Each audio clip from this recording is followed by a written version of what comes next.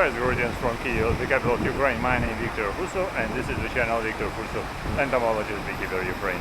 If you're interested to know some news from the center of Kiev, the capital of Ukraine, this video will be especially for you. And if you want to know what people are thinking about present time in Ukraine, this video will be especially for you. And if you're thinking what people are thinking about the previous time of the former USSR, this video will be especially for you. Why? Because I'm standing just in front of the basement of a monument devoted to the great political leader of the Soviet time, Vladimir Lenin. Yes, the greatest communist of all time in the world. So Vladimir Lenin, but where is he? He is not here. He was destroyed 2 years ago, right? And now you can see only the basement here. Basement colorated, painted in Ukrainian colors in blue and yellow. So now you can recognize that this monument was destroyed, and actually this is a symbol. It was a symbol of a communism, symbol of a socialism, Vladimir Lenin, and now this is probably the symbol of destruction of a totalitarianism. Well, if you can recognize it like that. But who knows, people do not understand sometimes what's going on around, and people do not understand why some monuments need to be destroyed.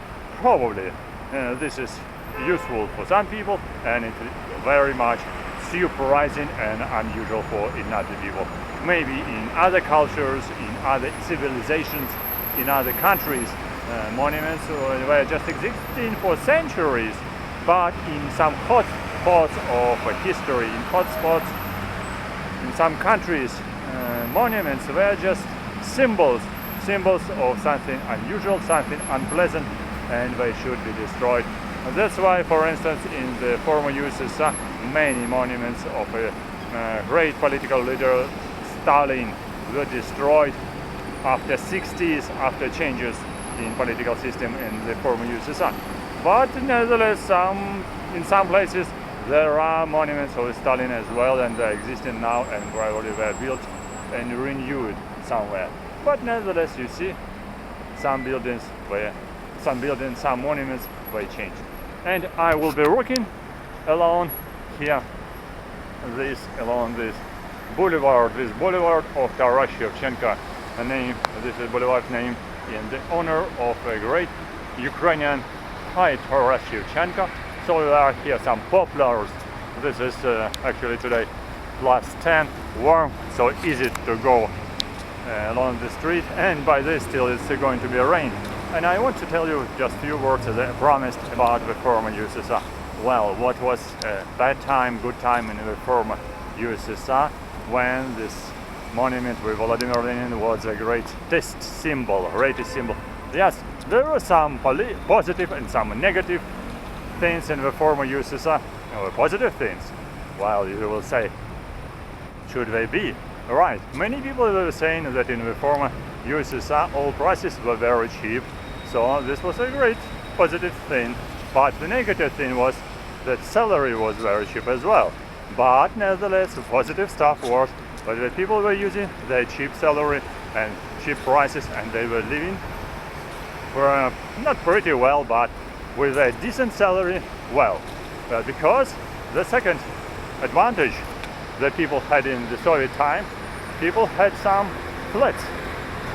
They were able to build this flat, or they were able to receive this flat from, you will be surprised, from the government, because state in the former USSR was the most important owner of everything.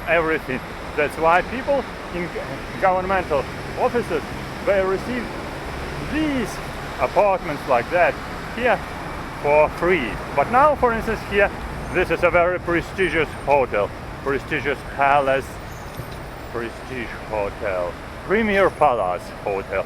Now this is a private hotel, because now this is not a communist time, now this is a capitalism time.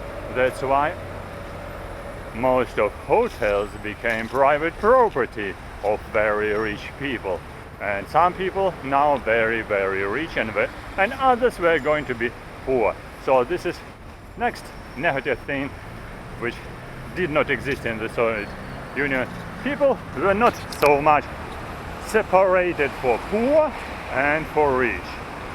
Okay, some elite, some nomenclature lived better in the former USSR, but still they were not so extremely rich as now.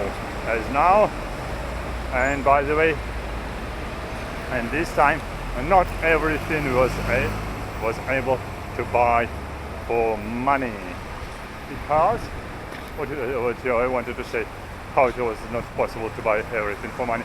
Yes, because some stuff could be bought for money, but some stuff you're not able to buy for money because government would give to, or just for person, some kind of permission.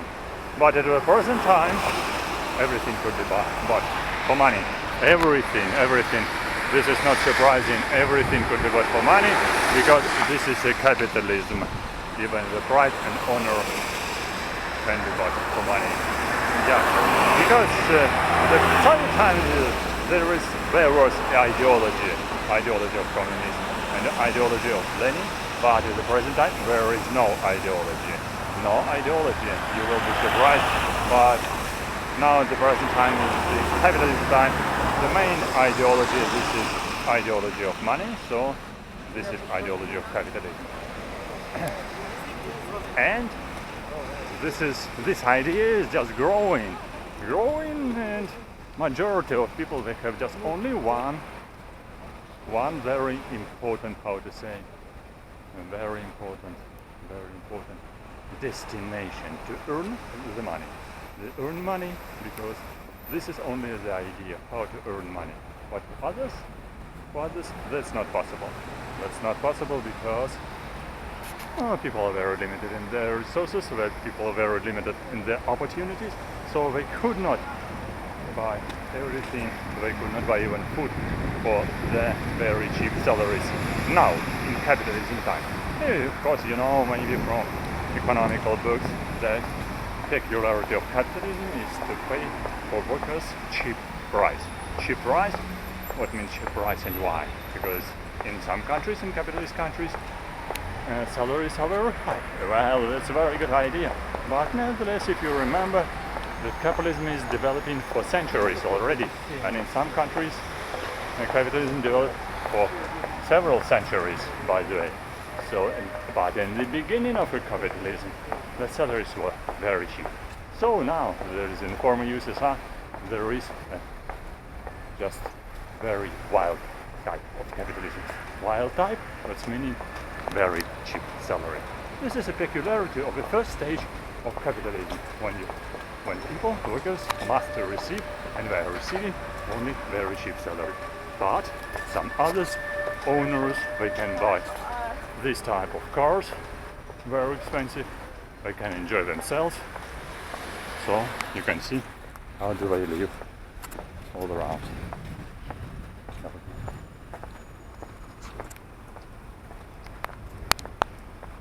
Yes.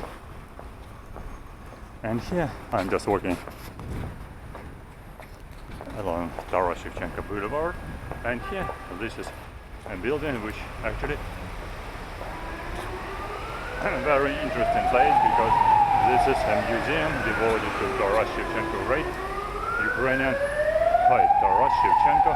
This is a very special sculpture, very interesting, and of course there are a lot of things to see inside if you're coming inside this building. And by the way, here several places devoted to Taras Shevchenko because this is Boulevard Taras Shevchenko. There is a park Taras Shevchenko and a big monument devoted to Taras Shevchenko as well. Over there, I will show you. So, over there. So welcome to this place, and we'll see you some other places and some other interesting things over there in Taras Shevchenko Park near University, near the building of Taras Shevchenko University. So thank you for watching.